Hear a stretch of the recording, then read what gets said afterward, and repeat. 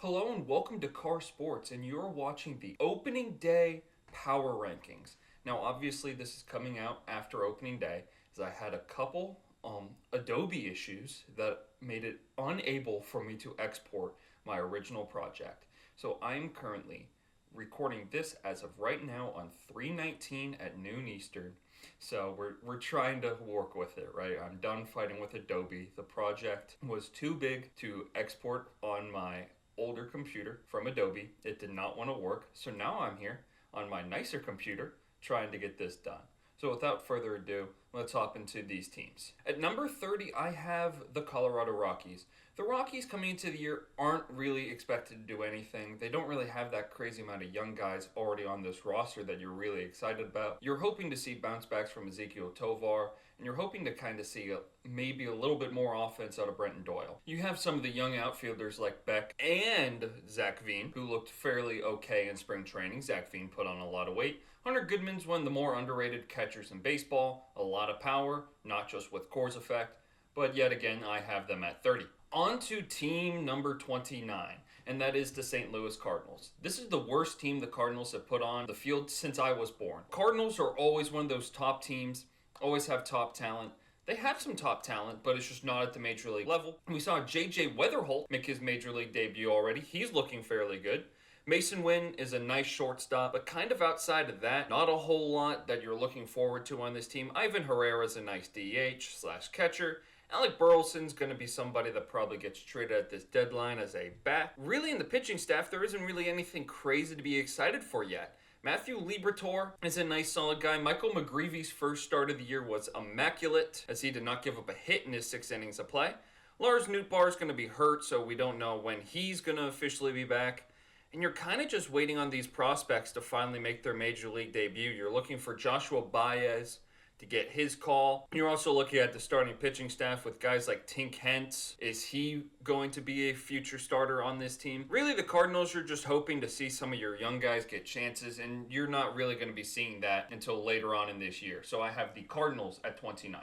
Sticking in the NL with team number 28, and I have the Washington Nationals. The Nationals are not a very talented team right now, judging by how far they are. They do have James Wood, who does have tremendous power, but he also has a 40% strikeout rate, which is already alarming enough. Dylan Cruz is starting to get into that bust label, as he did not make this opening day roster. Dalen Lyle is the one that took his starting spot. C.J. Abrams is a solid shortstop. Luis Garcia playing first. It's crazy to think he's only 26, and he's already 5 years into his big league career. Looking at the rotation, Cade Cavalli, you're just hoping he stays healthy. You're hoping Miles Michaelis can have a nice year so he can be trade bait here at the deadline. Same thing with Zach Littell. And then when we look at the prospects, you're looking for Harry Ford to come back up and make his debut with the Nationals. Was traded over for Jose A. Ferrer from the Mariners. You're looking for guys to start developing more. You're hoping Dylan Cruz isn't completely washed. Robert Hassel is a guy with some nice talent. You're wanting to see him develop. But yet again, this team doesn't have crazy amount of talent, so we're going to be moving on to our first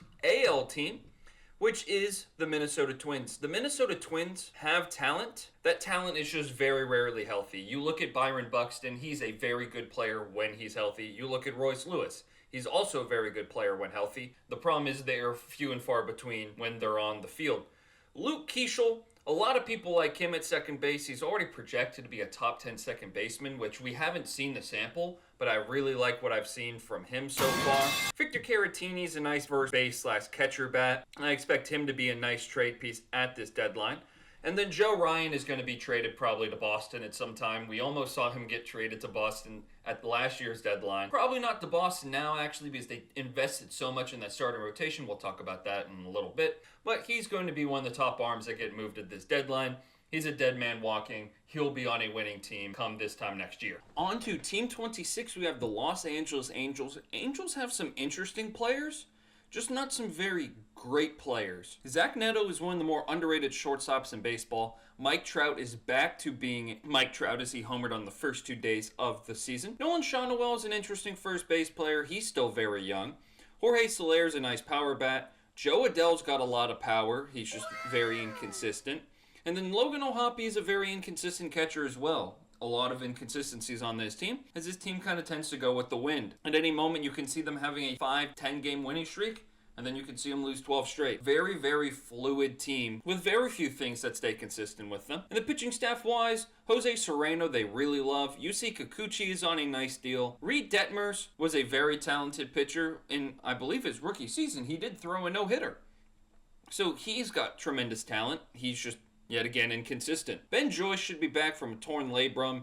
And then they also have Robert Stevenson and Kirby Yates. Just more names that you would have loved to have back in 2020 to 2021. Unfortunately, it's 5 years later. And when we're looking at the Angels, they're at 26. At 25, I have the Chicago White Sox. And this is the team I think that can be the biggest riser in all of baseball. Looking at this team just off the lineup, Chase Murdoch is a very solid second baseman. I loved Murutaka Murakami. I wish he signed with the Cincinnati Reds. Miguel Vargas sneakily had a very good year last year. Colson Montgomery, we know he's going to be a star. Austin Hayes is a nice bat. And then giving Edgar Cuero his first run as being the everyday catcher. The young 23-year-old switch hitter. Getting to the rotation, Shane Smith was an all-star. Doesn't mean he was very good, although he was serviceable last year. Sean Burke is another one of their young arms that they're trying to figure out exactly what they have with him. Drew Thorpe had Tommy John surgery last year in March, and then Kai Busch had it in February. Two of their top pitching prospects, I expect them to pitch sometime this year.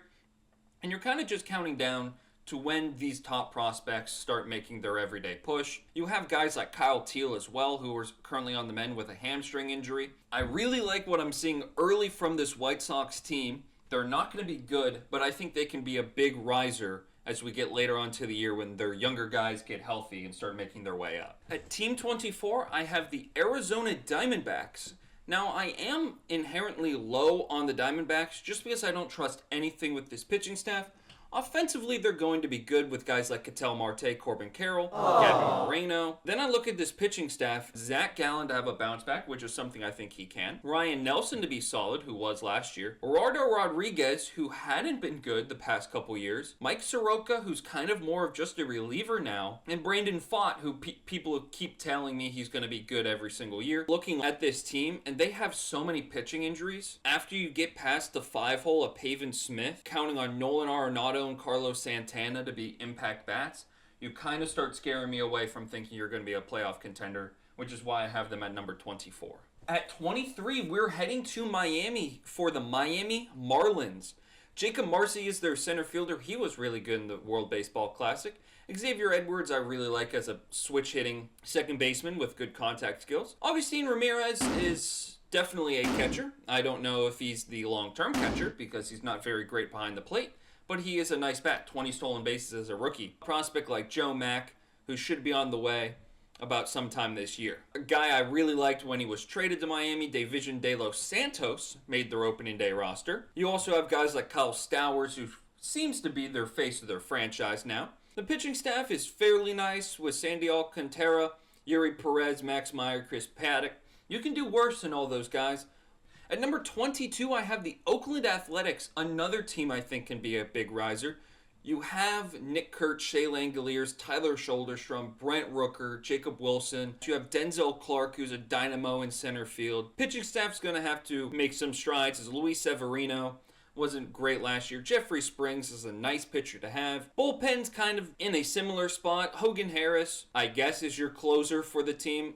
Kind of in a split between him, Mark Leiter, and Scott Barlow. A lot of guys that you're not necessarily completely in love with trusting. Looking at prospects, when will Leo DeVries be up? He's not even 20 years old yet, but people already believe that he could be Major League ready by the September call-ups. And if their pitching staff can survive till then and pitch to what their ceiling is, this team could be a sneaky wildcard team. I don't feel good putting this team at 21, but I am going to put the Tampa Bay Rays at 21. They have a nice lineup. Yandy Diaz, John Randa, Junior Caminero. Really love them as players. Pitching-wise, it's an interesting group. Drew Rasmussen's a nice guy. Shane McClanahan, if he's healthy, he's really good. Nick Martinez as a swingman. Griffin Jacks and Garrett Clevenger in the bullpen's a nice 1-2 punch. Again, it's the Rays. You look at this team and it's not the most talented, but then they win games because that's, well, welcome to Tampa Bay. That's kind of what this team does. Teams that I'm also low on are the Houston Astros, who I have at 21. Jeremy Pena's a nice bat. Jose Altuve's nice. Yordan Alvarez is solid. Carlos Correa is very nice. I like those kind of bats. I don't really like their outfield at all. If I could believe Yordan Alvarez was healthy and I could just stab him into left field so I could put Isaac Paredes back into this lineup, I think I would like their lineup a little bit more. Then we move over and look at this pitching rotation. Hunter Brown, I love him. He's a great pitcher. Mike Burrows, very solid rookie for the Pirates last year. Christian Javier, haven't really seen a lot of him recently because he's always hurt. The bullpen's going to be solid. Guys like Josh Hader, Brian Abreu, Brian King. Really good bullpen, at least in the back half of it. It's just, I'm not entirely sure where the Astros' floor is, because if your offense only goes 1 through 5, you don't have a single outfield bat that has any real power upside, I can't rank you very high, which is why I have it at number 20. Now at number 19, I have the Cleveland Guardians, right? And the Cleveland Guardians, when I originally recorded this, I said I didn't really like a lot of their outfield players, particularly their prospects, as Chase DeLauder's proved me wrong, as he currently leads the majors in home runs in his first 3 games at the regular season major league level. Steven Kwan's still one of the better on-base guys in baseball. Jose Ramirez is still one of the better hitters in baseball. Rhys Hoskins is one of the worst base runners I've ever seen. Rosarena's in. He gets there to make the catch. Runner tagging from third. Why are you running? Why are you running? Rosarena fires home, and it's an Bo Naylor, you're kind of waiting for him to get consistent at the plate. Kyle Manzardo is going to strike out a ton, but hit you somewhere around 20 homers a year. Tanner Bybee is their one starter. Feels like he's always inconsistent, but the numbers find their way to look good. Gavin Williams was really good last year. When we get to the bullpen, they are without Emmanuel Clase. But then yet again, they just slot in another one of the best closers in baseball in Cade Smith. Tim Herron, one of the better lefties. Hunter Gaddis is one of your primary late inning relievers. This is a very Guardians-esque team. They're going to be good. They're going to win games somehow, because that's what Cleveland does. Every single year, they're hunting around the playoffs, trying to challenge for the division, and you're like, this team really isn't very good, but they're still doing it. At number 18, I have the Pittsburgh Pirates. I didn't think they would have a good defensive outfield. In opening day, O'Neal Cruz cost them. The side. Beatty to center field. Cruz starting in the inverted over. Send him. 4-2 Mets. And the first pitch to Marcus Semien to start his New York career. O'Neal Cruz, I don't think is going to hit well enough to justify how bad he is in center field. He has looked lazy, he has looked uninterested, and I don't think he's a great player to lead off. I like the rest of their lineup. The problem is their defense is going to be horrible, and I've seen teams flame out defensively. We get to the rotation: Paul Skeens, Mitch Keller, Braxton Ashcraft, and Bubba Chandler. Great 1 through 4. They really like all of those young prospects. Then you factor in Jared Jones, is probably a month or 2 away from being back in the big leagues. Bullpen-wise, they added some nice arms to it. Dennis Santana is their closer. Gregory Soto is one of the better hard-throwing lefties in the bullpen. Justin Lawrence has that funky release point arm slot. They have plenty of talent. I'm not ready to buy in that the Pirates are going to automatically be a wild card team, because I've seen teams flame out, like I said, because they can't play defense at all. So that lowers their floor. I still think their ceiling is being one of the sneakier teams in baseball. When we get to the San Francisco Giants at number 17, I like their lineup. I don't love their lineup. Jung-Hoo Lee's very solid. Matt Chapman is one of the more streakier hitters in baseball. Luis Arraez I like as a leadoff contact man. Willie Adames is a nice shortstop. And then Patrick Bailey is like debating politics. Depending on who you ask, he's either the most useless player in baseball or he's the unsung goat of catching. Rotationally, I like Logan Webb. I am fine with Robbie Ray. I'm fine with Tyler Mahle. In the back end of the bullpen, Ryan Walker, a lot of guys like him, and then a lot of people don't. On the injured list, they have so many guys currently out. Jason Foley, Sam Henges, Randy Rodriguez, Riviere San Martin. A lot of guys that are really good. We might not see them this year, so I can't really put them much higher than 17. Too many question marks about pitching. When I look at my Cincinnati Reds, I can't put them higher than 16. Because I have too many questions about their offense. TJ Friedel, fine, I'm fine with that. Matt McClain has looked really good to start the year. He was also the best hitter in spring training. Ellie De La Cruz is going to have a bounce back. I think Sal Stewart can be an all-star. And then we look at the starting pitching, and we are already with multiple injuries here. Andrew Abbott, Brady Singer, reliable guys up top. Rhett Lauder, Chase Byrne, Brandon Williamson. younger guys with injury concerns. The bullpen is an okay bullpen. It's not a great bullpen. Emilio Pagan, Tony Santillan, Graham Ashcraft. You're really relying on a lot of bounce backs. And how long can the rotation survive? You're without Nick Lodolo for at least a week and a half as he deals with a blister issue that has plagued his career.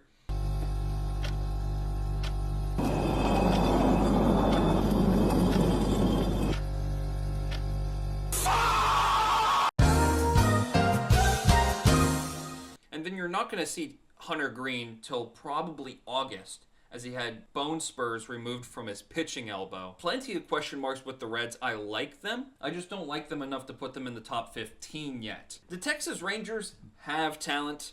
They just have a lot of talent that gets hurt. When I originally recorded this, Jacob deGrom was supposed to be their 2-starter. He got scratched from his first start. Nathan Eovaldi, another older guy with injury concerns. Kenzie Gore I really like in their pitching staff. Their pitching staff has plenty upside. I also can see them miss multiple starts. Offensively, Josh Jung has always been hurt. Evan Carter has struggled with injuries and health in his career. Jake Berger's a solid first baseman. Corey Seager, one of the best shortstops offensively in baseball. Wyatt Langford's very underrated. Jock Peterson was terrible last year. So much so that Andrew McCutchen is also on this team to be a DH against left-handed pitching. Bullpen-wise, I don't necessarily love it. Cole Wins, Chris Martin, the ageless wonder. Jordan Montgomery should factor back into their pitching staff sometime this year as he had Tommy John last April. He's back! The Rangers just have so many health issues, and their offense can kind of go either way. Their offense wasn't necessarily great last year. They were looking for plenty of bounce-back guys and just health. At 14, I have the Kansas City Royals. The Kansas City Royals are going to pitch, if that pitching stays healthy. When we look at their rotation, Cole Reagans, Michael Wacha, Seth Lugo, Chris Bubich, who will get paid this offseason. Their pitching staff is going to be one of the better rotations in baseball, and their bullpen's very solid too, and Carlos Estevez, Lucas Ursig, Matt Strahm being one of the better lefties. Offensively, though, you have the guaranteed production from their top 4 hitters. Miguel Garcia, Bobby Witt Jr., Vinny Pasquantino, Salvador Perez. What are you going to get from Jonathan India this year? I like Jack Caglione, but how good is he going to be in his first full season? Carter Jensen I like being the DH. Hey, you guys are gonna be late. Maybe they're not in there. When I'm looking at their outfield of Isaac Collins and Kyle Isabel, there are not a lot of really good hitters in this outfield. They have plenty of talent, but they also have a very bad floor. I can see them flaming out. I can also see the exact opposite where they hit and they're like the 2024 cell. At 13, I'm a bit low because I don't trust this pitching staff. Baltimore Orioles are a good team. We look at this offense, it's going to hit. Taylor Ward, Gunnar Henderson, Pete Alonso, Adley Rutschman, Samuel Bazayo, Tyler O'Neill if he's healthy. Rotation-wise, I don't love their rotation. Trevor Rogers, I'm not high on him at all. Outside of his rookie year, he wasn't a good pitcher, and then in 18 starts last year, everybody starts talking about how he's the next greatest thing. Kyle Bradish is a guy that seems like he's always hurt. If he's healthy, he's good, and that kind of also goes for Shane Baz, who they gave a nice extension to before he even threw a pitch for this team. They added Chris Bassett. Berger, the Rangers cleanup man, hits a bouncer back to Bassett. He'll go to the plate and spike it.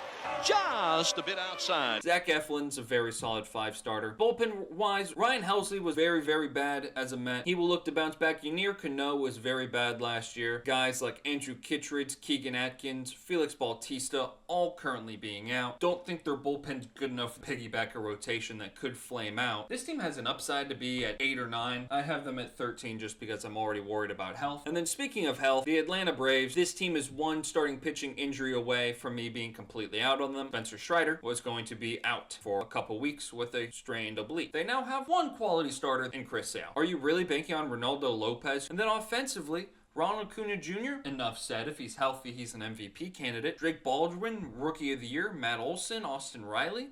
Like those bats, what's Mike Yastrzemski going to give you? Yet again, what's Michael Harris or Mauricio Dubon going to give you? Ozzie Albies, it's every other year. He was bad last year, so he should be good this year. And then what was not on my bingo card was Dom Smith hitting a walk-off grand slam on opening weekend. Down 3-2.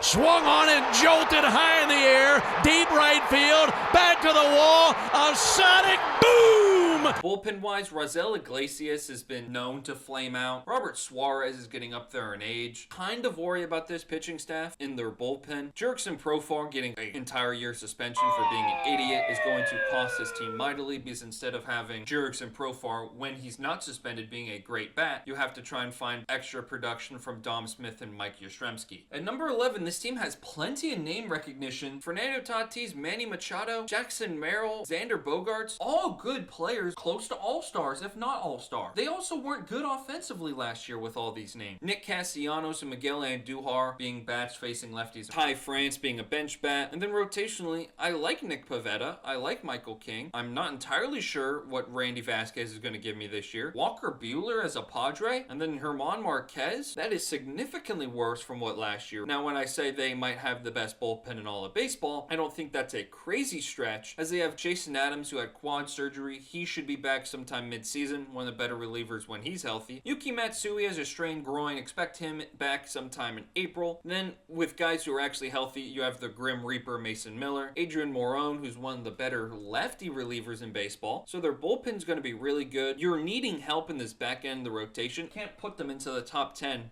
when I look at a starting staff that is kind of going too strong right now. Getting into the top 10, the first team I have in this top 10 is the Detroit Tigers. The Detroit Tigers have plenty of offensive talent. Kevin McGonigal has been an insane player to start the year. Gleyber Torres is one of the nicer hitting second basemen in baseball. Kerry Bonds, one of the best hitters in baseball when he's healthy. Really nice left-handed swing. Holt Keith is a really nice bat. Torkelson will hit you close to 30 bombs. Riley Green is so inconsistent. He has a lot of strikeouts, but he's also an all-star level talent. Pitching-wise, they have one of the best starting rotations in all of baseball. You have the back-to-back Cy Young Award winner Tariq Skubal. You have Mr. Nice Man Framber Valdez. Jack Flaherty as your 3 starter. Justin Verlander in his return. This bullpen is very underrated. Kenley Jansen, an ageless wonder out here. Will Vest, Kyle Finnegan. Their pitching staff, though, is very, very, very strained if they get a major injury. You have Ty Madsen and Kader Montero, but you really want to have them being important parts of your pitching staff late into the year. At number 9, I feel like it's crazy looking at the roster to say that they should be number 9. They always keep doing this. They led baseball in wins last year. I'm going with the Milwaukee Brewers. Them trading away Caleb Durbin and Freddie Peralta hurt their team significantly. I also believe wholeheartedly that it won't matter. William Contreras is one of the best catchers in baseball. Bryce Terang is a really underrated player. Christian Yelich, I just hope he stays healthy. Jake Bauers raked in spring training, so he's going to be their opening day first baseman. I expect to get production out of Sal Stewart. Kind of any production out of the other guys is just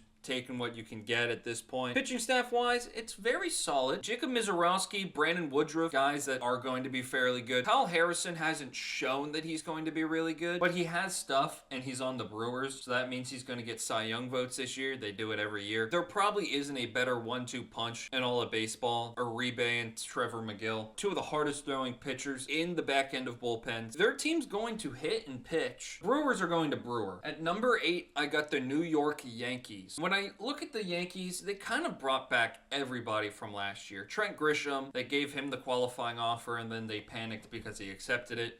They were able to bring back Cody Bellinger despite that. Giancarlo Stanton doesn't look like his elbows are bothering him right now. Jazz Chisholm is one of the most hated players in baseball because he's very, very vocal about how he thinks he should be perceived, although he is a very good ball player. And then Austin Wells is a very well-known Dominican catcher. I feel more Dominican every day.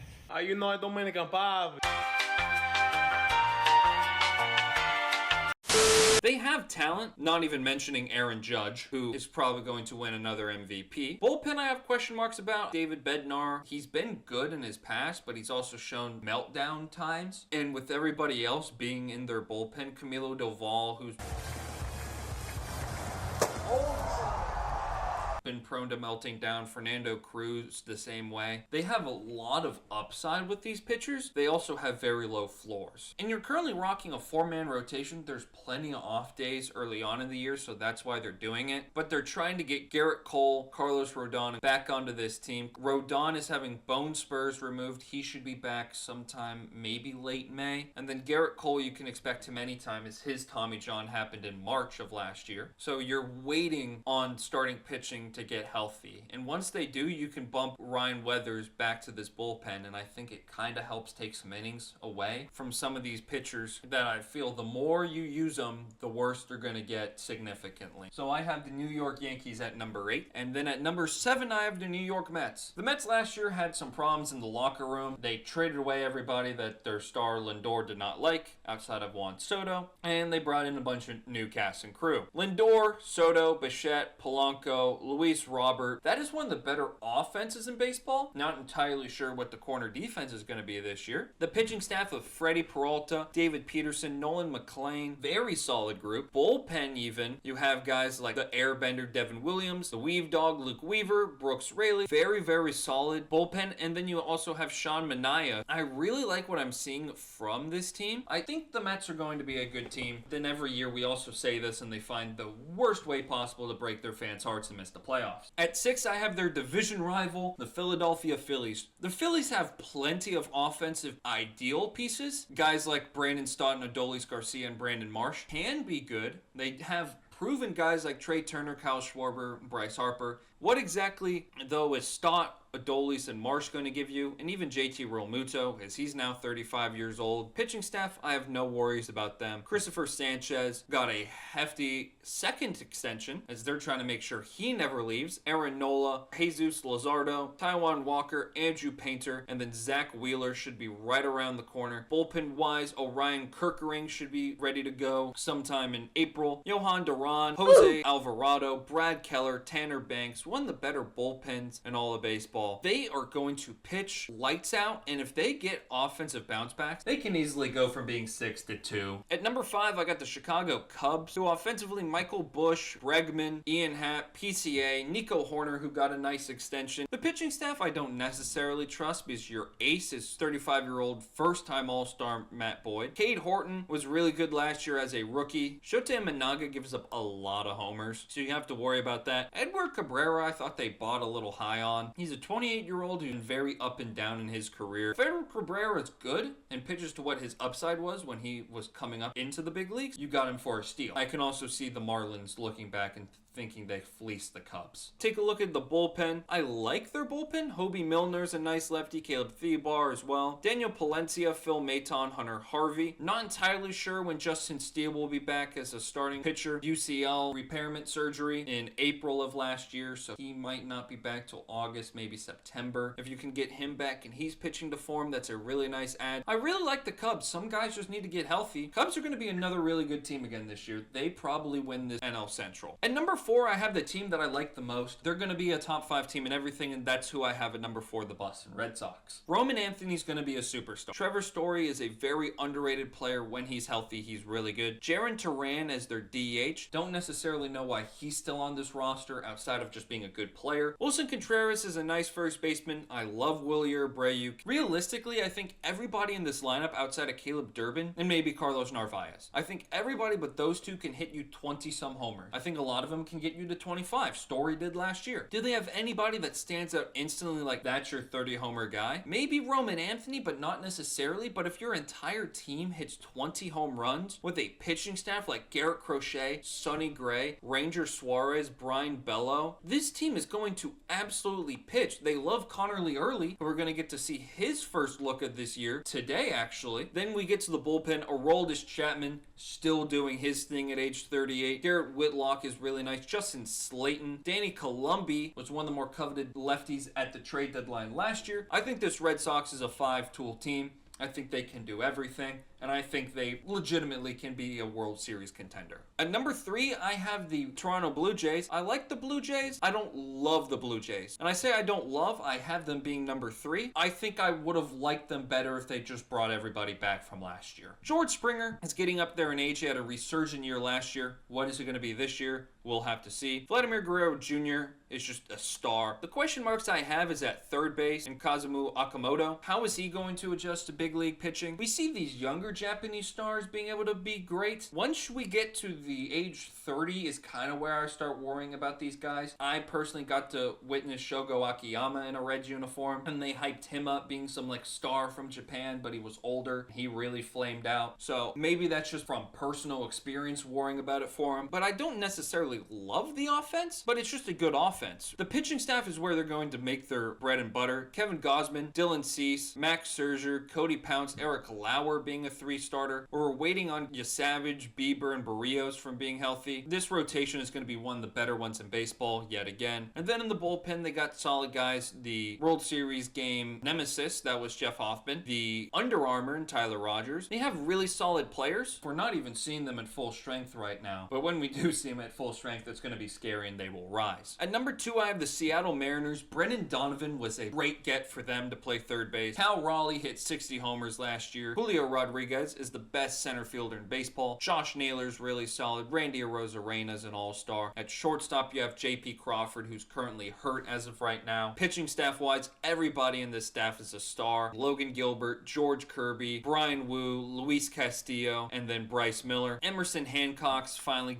going to get some run with Miller being on the IL as of right now. And then in the bullpen, you got Andres Jimenez, Matt Brash, Jose A. Ferrer, Gabe Spires. Really, really solid group out there. Really like what I see from the Mariners. I think they're going to be another team like the Red Sox who can make it to the World Series on their own. Everybody that they have on roster right now, they're just not the best team in baseball. It's a de facto going to the Dodgers at number 1. Shohei Ohtani, Kyle Tucker, Mookie Betts, Freddie Freeman, Will Smith, Max Muncy, Teoscar Hernandez. If you told me they had 6 or 7 all-stars this year, I wouldn't be shocked. Just on the offensive side alone. In the pitching staff, they have Yamamoto, Ohtani, Glasnow. You're going to get Blake Snell sometime this year. He's on the IL with shoulder fatigue. They had a shaky bullpen last year where you didn't necessarily trust Tanner Scott. So then they went in and added Edwin Diaz. This team does not care about the regular season. The only thing they care about is staying healthy enough to get the 3 seed and mollywop everyone on their way to a 3-peat. This team is the betting favorite to win the World Series.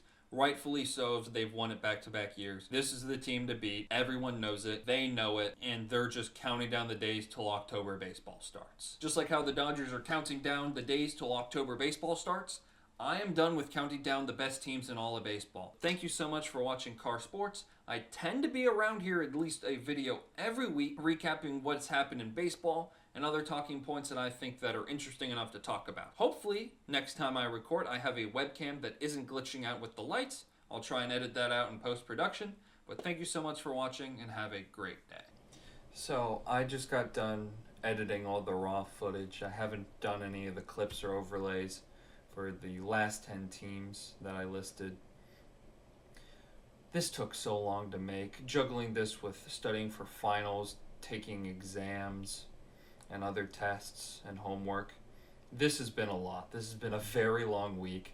I've been staring at an Adobe Premiere Pro project longer than I've actually been outside for this week, which is kind of funny in a way. But I want to thank you so much for watching all this long rambling of me talking about baseball, trying to give my little insights, trying to keep and cut down and make these things a little quicker. Because believe me, the original audio clip and like raw footage is double the length of what this video will actually be. So I want to thank you so much for watching. If you enjoyed, please like and subscribe. I know every YouTuber asks this, right? But as a smaller creator trying to get their voice put out on the internet, if you enjoyed what I had to say or enjoyed at least my content, please consider liking and subscribing and even going a step further and sharing it with people that also enjoy baseball. It helps me grow this channel and would help me out a lot, so I'd appreciate that. So, thank you so much, and I'll see you in my next video. Take it easy. Now here's Crawford with a fly ball to right toward the corner. It's Joe Adele again near the foul pole. Leaping up! Did he catch it again?